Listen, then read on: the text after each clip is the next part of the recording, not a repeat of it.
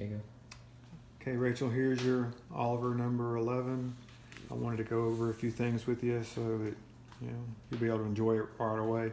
I did locate a Oliver number 11 owner's manual, and I'm going to purchase that, and I'm going to send a copy of that to you so you'll have it, and then I'll have the original for my own reference. Anyway, just to go over a few things to help get you started. There's some scale right here on the top. Line your paper up with that 0 right there, and you should be able to feed the paper in pretty easily. Sometimes paper gets caught under this bar in this little corner right here. I'm not sure why. The more you put these these paper roller tabs over like that, that'll help. It also cuts down how much paper you can use. So I usually try to keep them right out to the edge. Your left margin is, if you look at this lever over here, push this lever down, or actually you can actually push this button down, we'll do the same thing. And then you pull this out. Now when you do that, your left margin is all the way over to there, okay? Now, if you don't want that, and then here's your carriage release on the left side, the right side. Push that towards you. You can move the carriage that way. So what I generally do is I put this around close to 10.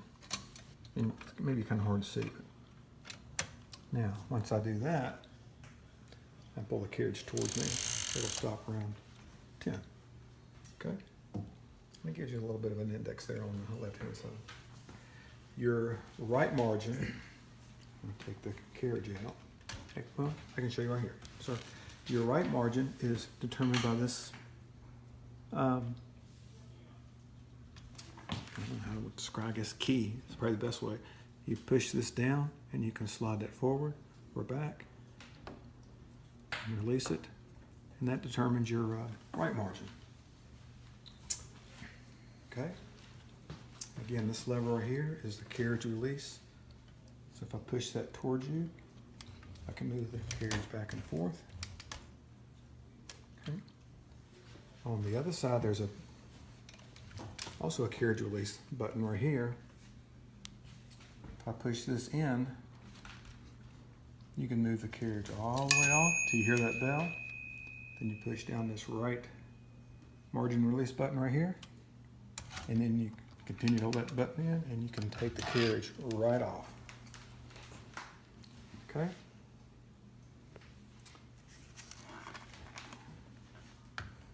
And when you put this back on, there's a video on how to put the carriage back on, which you can have already done. It's the same for an 11 or a 3 or a 5 or 7. Any of the Olivers attaching the carriage is the same.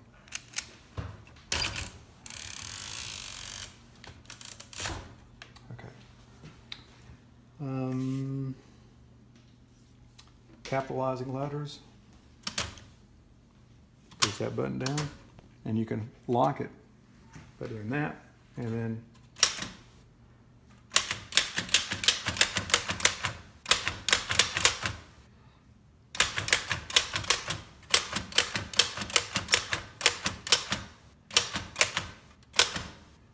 okay, and then once you release this, push down the cap button again. You'll notice that little locking lever flip back, and then the release. Same thing with your fig button, I guess. That's kind of hard to say. Push that down, pull it back, lock it in place. Now your fig characters will show up.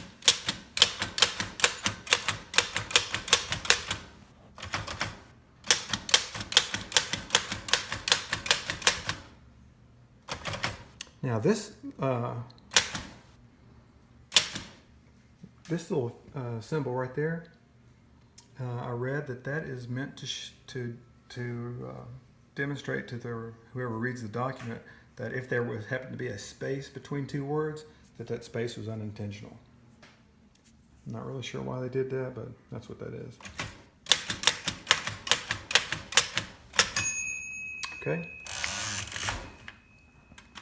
Now I want to unlock this.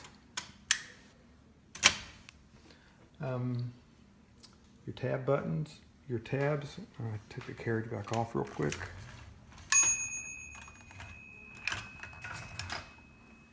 Your tabs are set. Same type of thing as your right margin. Here's your right margin lever. You can pull that down, move it wherever you want it to. These teeth are there's a rule on there so you can see which the numbers are. And these little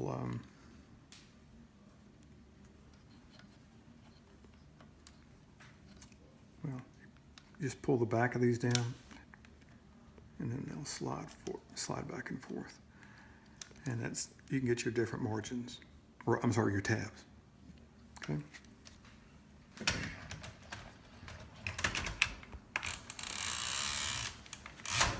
So if I were to tab this, I go over just a little bit, and there's the middle one, and I don't think I have another one. I think this is mine. Okay, your line spacing is this lever right here. It may be very hard to see, but underneath,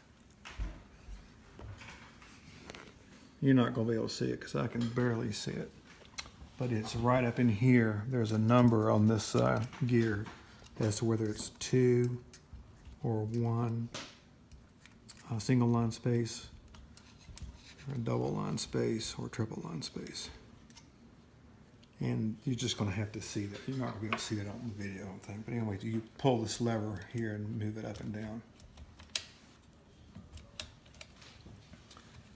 And there, sorry. Here's your ratchet release pawl right there.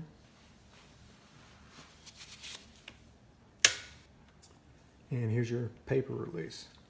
Like if you just wanted to pull that paper out, you just pull that lever forward. Okay. The only thing I've noticed about this machine that might be something you want to pay attention to is this ratchet pawl right here. That when you return the carriage, sometimes this roller does not fall right in the grooves of these teeth. And it'll end up with something like that. So this little roller here is right on top of that tooth. And when you start typing, it'll either move this way or it could go that way.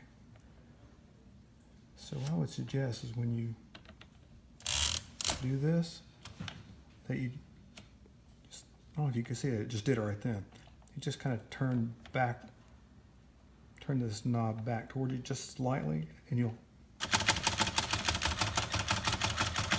feel this claw drop into the right tooth, because you don't want it to be on top of those teeth. All right, and it seems to be getting better. I oiled this a little bit, so. Here's your backspace lever right here. Seems to be working fine. The other thing that's kind of, it's not quite intuitively, is here's this button right here. That's your paper selector. Just push this button down, slide this lever all the way back. In this configuration, you're not going to type anything.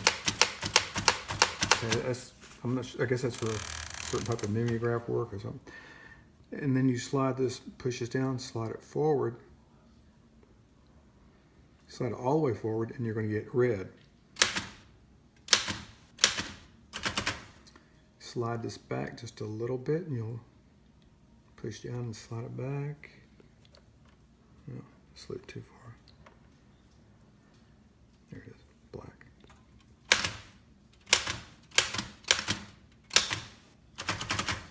So there's some wear in this.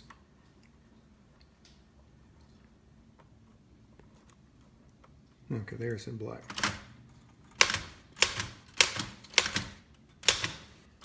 So you notice that this second time I typed that, it was kind of black and red. This little lever can move a little bit. So you might have to fiddle with it some when you're typing if the letters are turning out kind of a mixture of red and black. All the way forward is red, all the way back is nothing, and no man's land, right there it is black. Okay. Take the carriage off and show you. You only take the carriage off, slide all the way, push this lever in, slide this all the way out to that side, push this right margin release button down, and this will come right off. Here is your spring drum, and again, I've got a video on that on how to wind the spring drum on a Oliver 3. It's the same, so I'm not going to go into that. But you just want to make sure if anything ever comes undone that you know how to reattach all this. And it's pretty straightforward once you see it. This carriage hook, it gets engaged with this piece right here. So as the typewriter carriage is coming this way, boom, it gets hooked, picks up right there. As the other end of this carriage hook, as the carriage is moving from this away, picks up that other end of the hook. And that supplies your tension. Alrighty.